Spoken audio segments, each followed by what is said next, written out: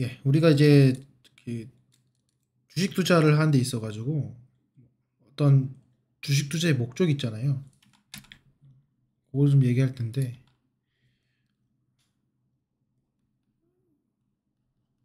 투자의 목적이 있지만은 뭐 지금 여기 계신 분들 중에서 뭐 많은 분들이 이 노후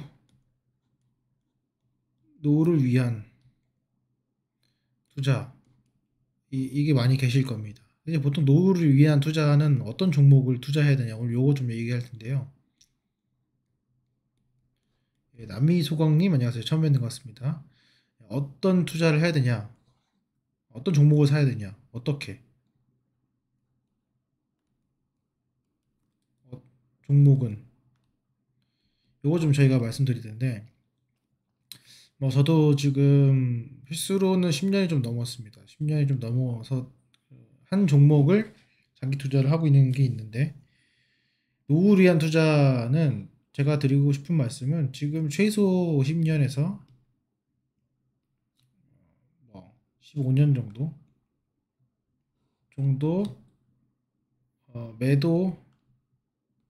매도하지 않아야 되는 종목을 찾아야 됩니다. 관점이 좀 다른데 지금 어떤 개념이냐면은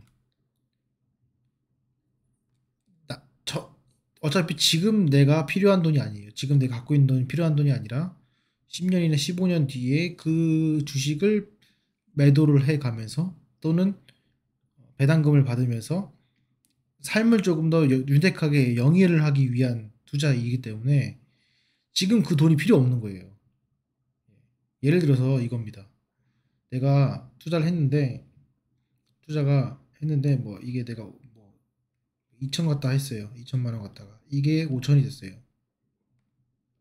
이걸 써요. 그러면은 이게 장기 투자가 아니죠. 여러분들 그 연금 드는 것도 마찬가지로 그걸 내가 이게 수익이 달성했다고 빼서 빼먹는 게 아니잖아요. 이 5천 달성을 한 건데 그죠? 이걸 나중에 쓰려고 하는 거잖아요. 그렇기 때문에 내가 여기서 빠르게 5천 원 수익을 봤다고 해가지고 예, 빠르게 수익 봤다 해가지고 이거를 내가 3천을 빼서 쓴다든지 아니면은 이 5천만 원 갖다가 또 다른 종목에 또 투자하든지 이렇게 할 수 있는데 결국은 이 노후를 위한 투자는 회사가 어, 근본적으로 우상향 한다라는 전제 조건을 가져야 된다는 거예요. 그래서 이거는 뭘로 대응을 해야 되냐면 최소 주봉, 최소 주봉의 관점에서 접근을 해야 되는데 이렇게 보면은 삼전이 어떤 건지 모르겠지만은 우리는 최소한 삼전을 가지고 이런 이런 사이클로 대응을 해야 된다는 거예요. 그 월봉으로 최소한 대응을 해야 됩니다. 자, 지금 현재 위치에서 2022년도 최악의 상황 또는 2020년 최악의 상황 5만 원이라 가정합시다.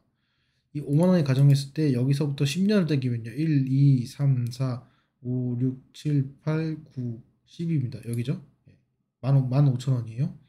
그러면은 10년 전이랑 지금이랑 했을 때 3배 정도가 최소 올랐죠. 4배 정도, 3배에서 4배 정도.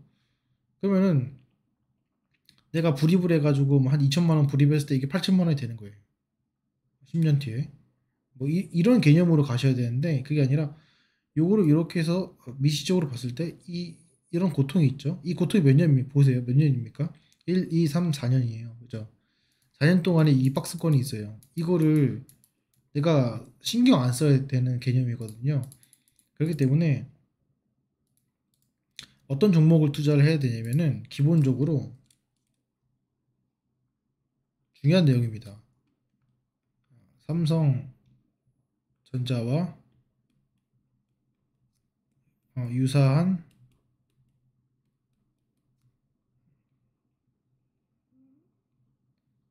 표. 이게 중요합니다. 삼성전자와 유사한 재무제표. 그리고 두 번째는 길게 가야 되기 때문에 대표의 마인드 정말 중요합니다. 그 다음에 그 대표 마인드 중에서 여러 가지가 있지만은 유증 하면 안 됩니다. 똑같아요. 삼성전자가 유증 안 하죠. 유증을 안 합니다. 그죠? 그리고 물적 분할 안 합니다. 인적 분할 합니다. 그죠? 공장이 늘어납니다. 고정비가 절감됩니다. 여러분들이 사업한다 생각하시면 돼요. 10년, 15년 동안. 예? 직원들 막 펑펑 써가지고 뭐 오토로 돌리고 막 하지 않잖아요. 그죠? 정말 중요합니다. 대표가 일을 해야 됩니다. 이재용 부회장이 일을 안 하지 않죠. 놀러 다니지 않죠. 그게 다른 대기업과 가장 큰 전 차이라고 보거든요. 다른 대기업 분들도 뭐 일을 하지만은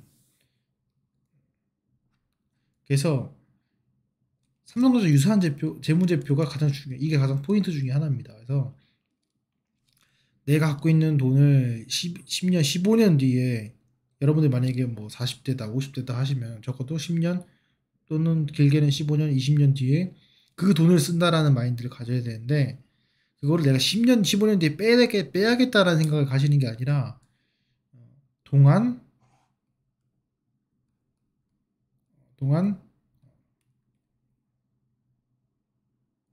분할 매수한다 라는 개념으로 가지셔야 됩니다. 10년, 15년 동안 분할 매수를 할 만한 종목으로 들어가셔야 돼요. 여기 이 노후를 위한 투자에서 미래를 바라보고 뭐 스페이스X의 미래를 투자한다든지 이런 개념은 저는 물론 뭐 그럴 수 있겠지만 전 반대하고요. 뭐 테슬라를 노후를 위해서 투자한다 이거 전 반대합니다. 거기에 중요한 거는 물론 대표 마인드가 좋지만 2번 해당되지 않고요. 1번 해당되지 않고요. 다 해당되지 않습니다. 그렇기 때문에 그런 것보다는 삼성전자와 유사한 재무제표를 갖되 10년, 15년 동안 내가 분할 매수할 수 있는 게 중요합니다.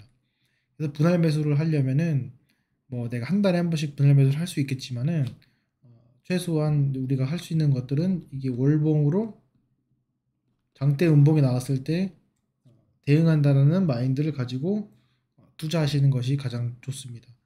그러면은 그 삼성전자와 유사한 재무제표는 뭘 의미하냐라고 보면은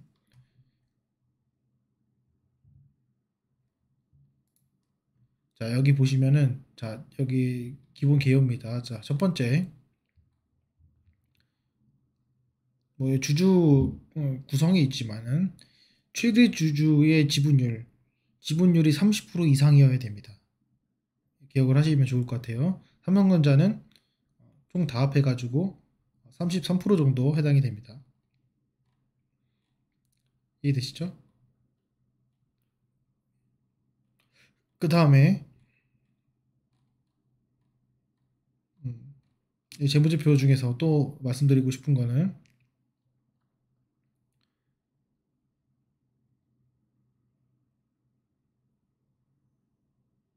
그렇고 그 다음에 자본금 변동이 크게 없어야 됩니다. 자본금 변동이 예를 들어서 뭐 유증을 한다든지 뭐 여러 가지 이슈들로 인해 가지고 이 지저분하면 안 됩니다. 지저분하면 안 돼. 절대로 지저분하면 안 됩니다.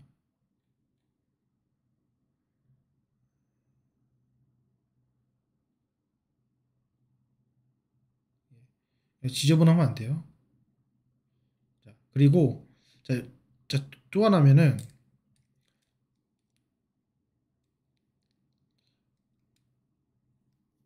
그 여기 포함된 것 중에 하나가 뭐 삼성도 그렇지만은 자사주 매입이잖아요. 자사주 매입 중요합니다. 이 자사주 매입하는 회사를 선택하더라도 상당히 좋은 거고요. 그 다음에 이거를 소각하면은 더 좋습니다.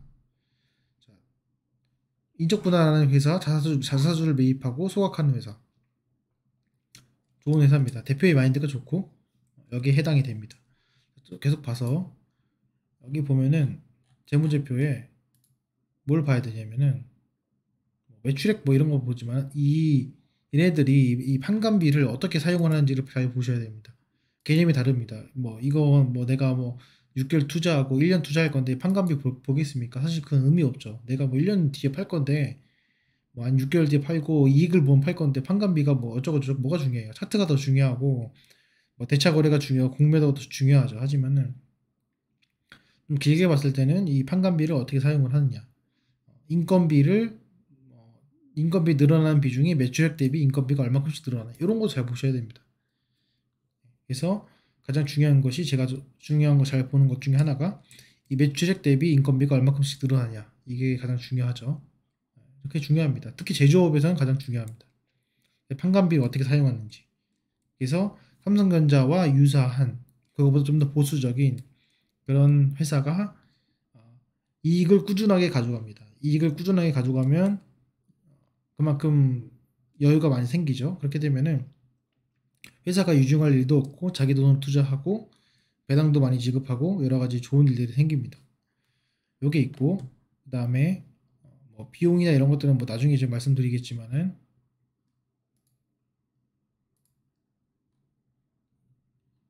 부채가 있죠. 그래서 부채에 보시면은 부채 비율 자체가 지금 삼성전자 같은 경우는 20%대입니다. 그죠? 그렇게 투자를 하고 열심히 하는데도 불구하고 부채 비율이 20%대예요. 그렇게 배당을 많이 하는데도 불구하고. 그렇기 때문에 요즘 트렌드 옛날에는 뭐 이게 뭐 60% 70%가 좀 되게 부채 비율을 안고 투자하는 게 많았지만은 지금은 그 산업 사이클 자체가 그 법적 규제나 그런 뭐 환경 규제, 법적 규제 이런 것들이 심해졌기 때문에 그 비용이 더 많이 들어가요. 공장 하나 짓는데 비용이 많이 들기 때문에 이 부채 비율을 높이는 게 상당히 리스크가 있습니다. 그래서 리스크를 많이 줄이는 편이고요. 요런 것들을 봤을 때 저는 개인적으로 부채 비율이 50% 이상 넘지 않는 것을 추천을 드립니다. 그래서 여기가 삼성전자는 20%대입니다. 50% 이하 부채 비율 이게 중요하고 그 다음에 뭐 유보율은 뭐 그럴 수 있습니다. 유보율은 뭐 나중에 좀 설명드리겠지만 영업이익률 중요합니다. 영업이익률보다 어, 이익이 적자가 나지 않는 기업이 중요합니다. 자, 예를 들어서 여러분들이 계산을 하실 때 이 이익이 적자가 아닌 기업. 자, 근데 여러분들이 장기 투자하실 때 있잖아요. 요거 요렇게만 보고 투자하시면 안 됩니다. 요거 4개년 뭐 이런 거 보고 투자하시면 안 되고 그 만약에 내가 좀 괜찮은 기업이 있다고 하면은 그 사업 보고서를 보세요. 그 매년 거를 5년, 6개년, 6개년, 7개년 이런 것들 쭉 보세요. 보셔가지고 영업이익이 적자가 아닌 기업을 꼭 선택하세요. 생각보다 되게 위기일 때 있잖아요. 회사가 위기일 때 적자가 아닌 회사가 많지는 않습니다. 잘 나갈 때나 이럴 때나 뭐 평범할 때는 적자가 아니겠지만은 정말 위기이거나 뭐 IMF 때나 뭐 이럴 때나 적자가 아닌 기업들 그런 것들을 선별하시면 좋습니다. 그러니까 그 경제가 최악이었던 해에 영업이익이 적자가 아닌 회사 그게 가장 중요한 포인트라고 할 수 있겠습니다. 그거는 아까 제가 그 고정비 말씀드렸죠. 인건비랑 그거랑 또 일맥상통한 이야기입니다. 회사가 위기 때 얼마나 어, 고정비를 줄이면서 회사가 운영이 잘 되냐, 새는 돈이 별로 없냐 이런 내용들이에요. 네. 그런 것들이 이제 그 회사 직원들에게 복지에 있어서는 꽤 좋지 않겠지만은 주주들한테는 좋은 현상입니다. 이렇게 있습니다. 그래서 그리고 영업이익률이 있는데 영업이익률은 뭐 케이스 바이 케이스이지만은 잘 나갔을 때 잘 나갔을 때 기준입니다. 잘 나갔을 때 최소 15% 이상은 돼야 됩니다. 잘 나갔을 때. 내가 장기 투자를 하게 되면 왜냐면은 제가 멤버십 영상에서 올렸듯이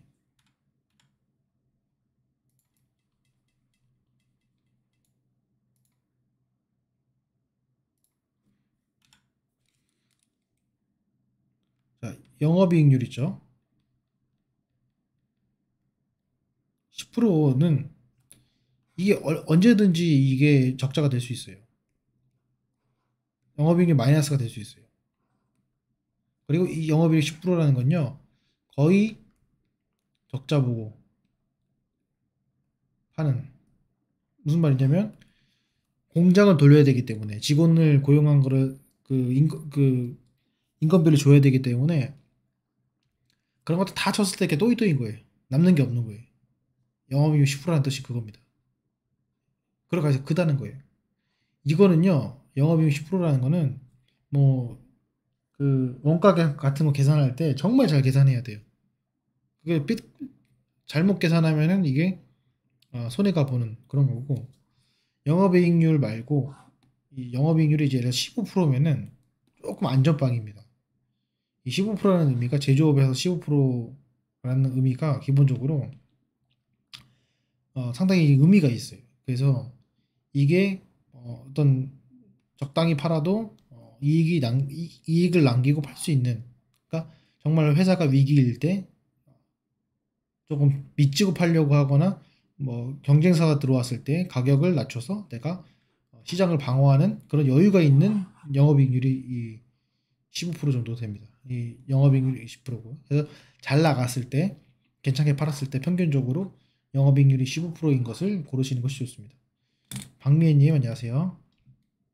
그래서 여기 보시면은 영업이익률이 삼성전자 같은 경우에는 15% 정도를 항상 거의 유지를 하고 있습니다. 여기 지금 뭐 안 좋긴 하지만은, 그래서 여기도 보시면 아시겠지만은 요게 이렇게 되죠. 근데 이제 보세요. SK하이닉스를 볼게요. SK하이닉스를 보면은 영업이익이 적자죠.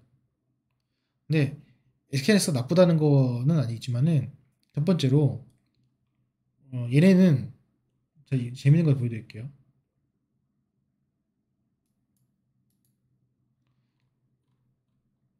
이것만 봤을 때 지금 보시면은 잘, 뭐, 잘 나갔을 때 기준으로 보겠습니다. 요거 2022년도 기준으로 보겠습니다. 2022년도 기준으로 인건비 대비 13614 나누기 446216, 그러면 이게 인건비가 3%거든요. 3.05%입니다. SK하이닉스가. 삼성전자 보겠습니다.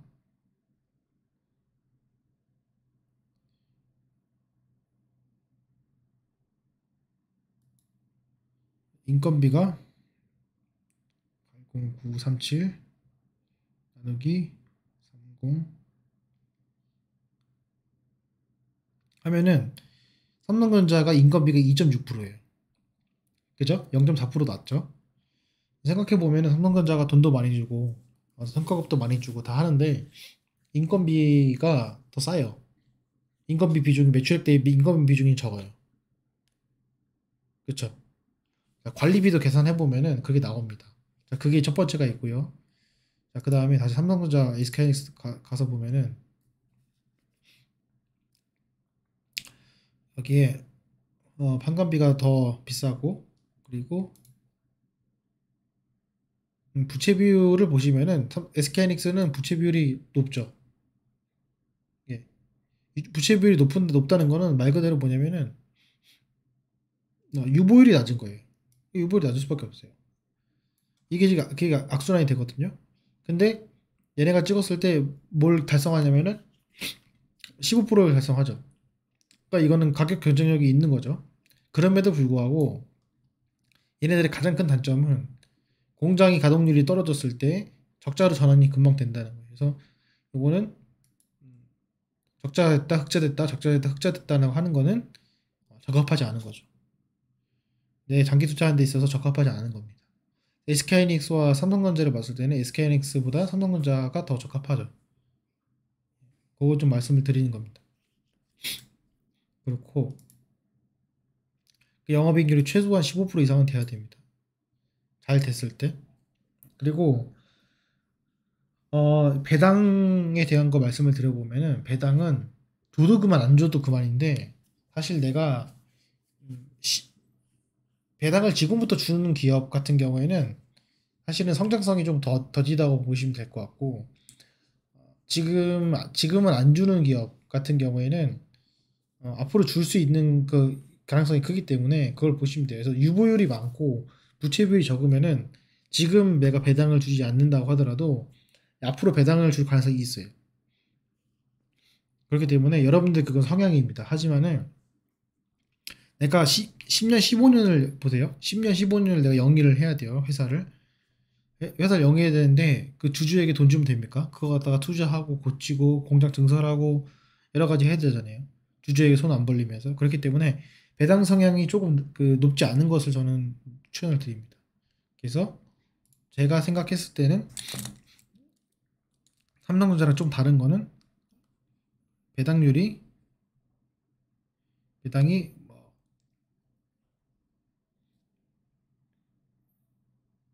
한 1%, 1%에서 2% 정도? 뭐 1% 이하도 됩니다. 없어도 됩니다. 앞에 전제권이 됐으면은 얘가 내가 나중에 이 주식이 쌓이고 쌓여가지고 주식이 많이 갖고 있었을 때 그때부터 배당을 주면 됩니다. 이해되시죠? 예. 그렇게 생각하시면 되기 때문에 배당은 내가 지금 앞으로 10년, 15년 투자하는 데 있어가지고 노후를 바라보는 투자에 있어가지고 이 배당은 사실 의미가 없다. 일, 배당을 주는 것은 그거는 여러분들이 좀 다른 관점으로 봐주시면 좋을 것 같습니다. 아시겠죠? 그래서 요거는 이렇게 정리를 하셔가지고 회사를 한번 찾아보시고 또 하나 마지막으로 드리고 싶은 말씀은 거래량은 중요하지 않습니다. 예, 여러분들이 물론 최근에 뭐 거래 건강한 기업 그런 기업들이 뭐 타겟이 돼가지고 예? 그래서 뭐 주가 조작을 하고 막 그런 것도 있겠지만은 기본적으로 거래량이 없다고 해서 그 회사를 배제하지 마세요. 거래량이 없다고 해가지고 그 회사를 배제하지 마시길 바라겠습니다. 자, 그리고 한 가지 좀 더 꿀팁을 보자면은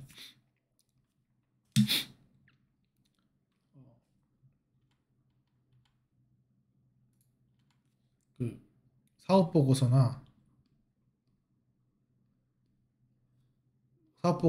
분기 보고서나 거기 내용에 보면은 상세하게 쓴 회사들이 있어요. 상세하게라는 건 뭐냐면은 숫자 쓰지 말아야 될 계정이나 굳이 쓰지 않아도 되는 계정이나 상세하게 그 숫자 하나까지 쓰는 회사들 그리고 그 내가 어떤 사업을 하고 있고 앞으로 어떤 사업을 하고 있다 사업을 지금 어떻게 하고 있고 뭘 하고 있다라는 것들을 상세하게 쓰는 회사들 그런 회사들 같은 경우에 조금 더 그 회사의 문화 자체가 조금 괜찮을 수 있다라는 거 여러분들이 좀 기억을 하시면은 좋을 것 같습니다.